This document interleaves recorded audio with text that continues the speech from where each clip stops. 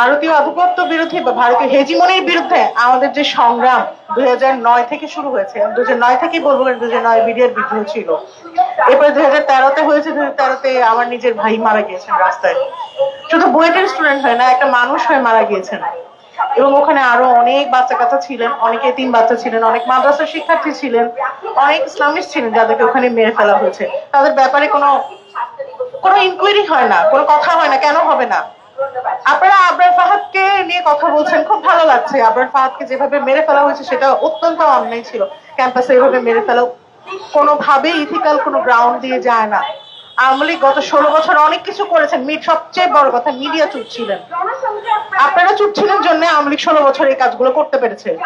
কারণ আমাদের কাজ পর্যন্ত তো মিডিয়া আসতে পারতো না, কথা বলার কোনো সুযোগ ছিল না। আপনারা চুপ ছিলেন জন্যই আওয়ামী লীগ 16 বছর আমাদেরকে চুষে খেতে পেরেছে। এখনো সময় আছে, আপনারা আপনাদের এই ভারতীয় হেজিমনি বা ভারতীয় বন্ধুত্ব থেকে, ভারতের সাথে আমাদের কোনো বন্ধুত্ব হওয়া সম্ভব না। ভারত আমাদেরকে এমন একটা সম্পর্কের মধ্যে রাখছে যেখানে হাজব্যান্ড ওয়াইফের সম্পর্কও মনে হয় না। তো আমরা এই ধরনের সম্পর্ক ভারতের কাছ থেকে চাই না। যাদের হাতে আমার ভাইদের রক্ত লেগে আছে তাদের সাথে আমাদের কোনো বন্ধুত্বপূর্ণ সম্পর্ক